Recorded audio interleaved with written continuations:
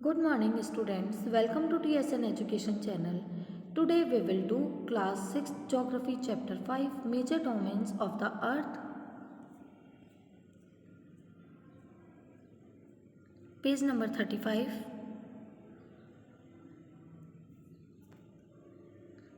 Atmosphere. The earth is surrounded by the earth is surrounded by a layer of gas called the atmosphere. Earth layer of gas से surrounded है जिसे कि atmosphere कहा जाता है। अर्थ के चारों तरफ जो गैसेस की लेयर्स है इसे एटमॉस्फेयर कहा जाता है। This thin blanket of air is an integral and important aspect of the planet. ये जो एक ब्लैंकेट है, थिन ब्लैंकेट है एयर का, ये एक इस प्लेनेट का इम्पॉर्टेंट एस्पेक्ट है। It provide us with the air we breathe. ये हमें एयर प्रोवाइड करता है जिसमें कि हम ब्रीथिंग करते हैं। Protect us from the harmful effect of the sun rays. और सन रेज से आने वाली जो सन रेज से होने वाले जो हार्मफुल इफेक्ट हैं उससे हमें प्रोटेक्ट करता है atmosphere. The atmosphere extends up to the height of about 1600 kilometres. Atmosphere 1600 kilometres की हाइट तक फैला है। The atmosphere is divided into 5 layers based on composition, temperature and other properties. Atmosphere 5 layers में डिवाइड है composition और temperature और उसके other properties के बेस पर। These layers starting from earth surface. ये लेयर्स अर्थ के सरफेस से स्टार्टिंग होती है जिसे कि ट्रोपोस्फेयर कहा जाता है। उसके बाद stratosphere, mesosphere and thermosphere and the exosphere. ये लेयर्स अर्थ के सरफेस से स्टार्ट हैं जिन्हें troposphere, stratosphere, mesosphere, thermosphere and exosphere कहा जाता है। The atmosphere is compose mainly of nitrogen and oxygen. Atmosphere में सबसे ज़्यादा नाइट्रोजन और ऑक्सीजन होती है which make up about 99% of the clean dry air. जो क्लीन ड्राई एयर में 99% नाइट्रोजन और ये ऑक्सीजन है। Nitrogen 78%, oxygen 21%। Other gases like carbon dioxide, जो नाइट्रोजन है 78% है, ऑक्सीजन 21%। और जो अदर गैसेज हैं जैसे कि carbon dioxide, argon, others comprises 1% by volume. ये वॉल्यूम के अकॉर्डिंग 1% है। Oxygen is the breath of life while nitrogen help in growth of living organism. Oxygen life के लिए जो ब्रीथ करते हैं, ब्रीथिंग के लिए इम्पॉर्टेंट है। और जो नाइट्रोजन है ये ऑर्गेनिज्म की ग्रोथ, जो लिविंग ऑर्गेनिज्म है इनकी ग्रोथ में हेल्प करती है।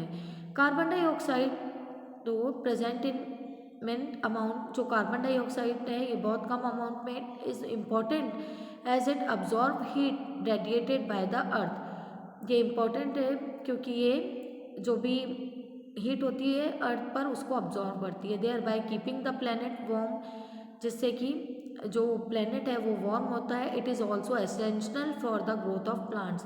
और ये प्लांट्स के ग्रोथ के लिए भी बहुत एसेंशियल, बहुत ज़रूरी है। The density of the atmosphere varies with height.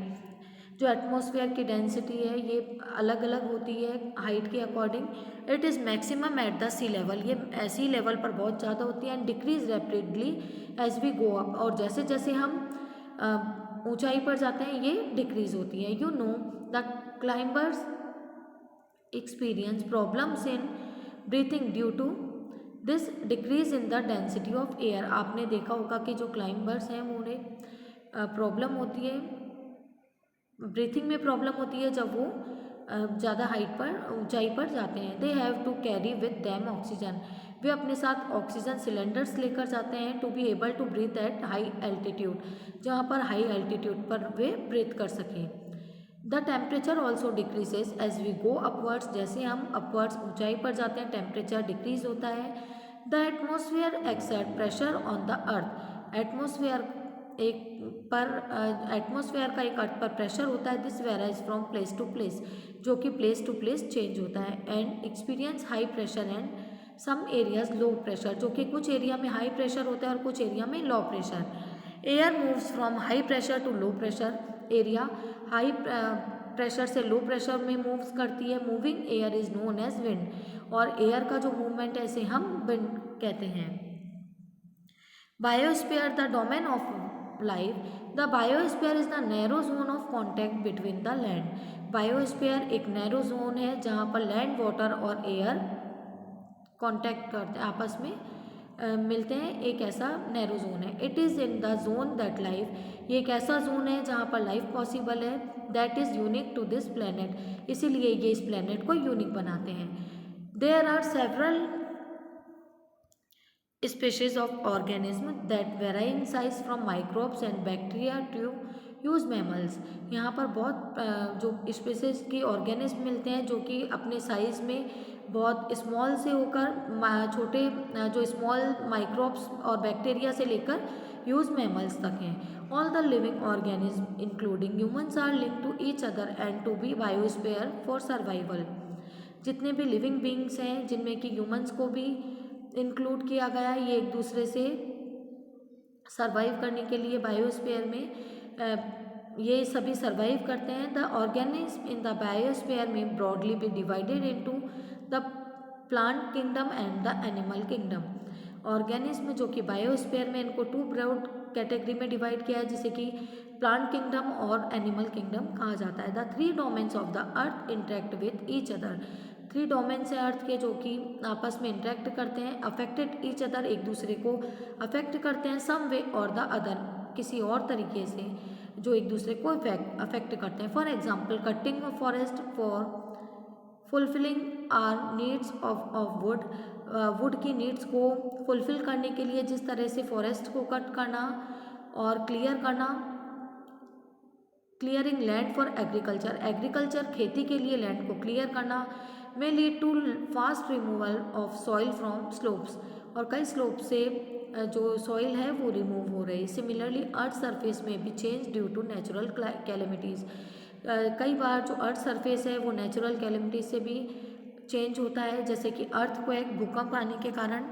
For example there could be submergence of land as happen in the case of tsunami recently. जैसे कि लैंड का सबमर्ज होना, सुनामी का केस आपने रिसेंटली सुना होगा. Parts of Andaman and Nicobar island were submerge under water. कुछ अंडमान और निकोबार आइलैंड के जो पार्ट थे वो वाटर में सबमर्ज हो गए थे. Discharge of waste materials into lakes and rivers make the water unsuitable for human use. Water में वेस्ट मटेरियल का डिस्चार्ज करना रिवर और लेक्स को पॉल्यूट करता है और ह्यूमन यूज़ के लिए वो वाटर अनसूटेबल होता है. It also damage other forms of life, और इसके साथ ही कई जो लाइफ की फॉर्म्स हैं वो भी डैमेज होती हैं. एमिशन फ्रॉम इंडस्ट्रीज, जो इंडस्ट्रीज से निकलने वाला एमिशन है. Thermal powers plants and vehicle से निकलने होने वाला पॉल्यूशन जो कि एयर को पॉल्यूट करता है. Carbon dioxide is an important constituent of air. Carbon dioxide एक एयर का इम्पॉर्टेंट कॉन्स्टिट्यूंट है. But increase in the amount of carbon dioxide leads to increase the global temperature.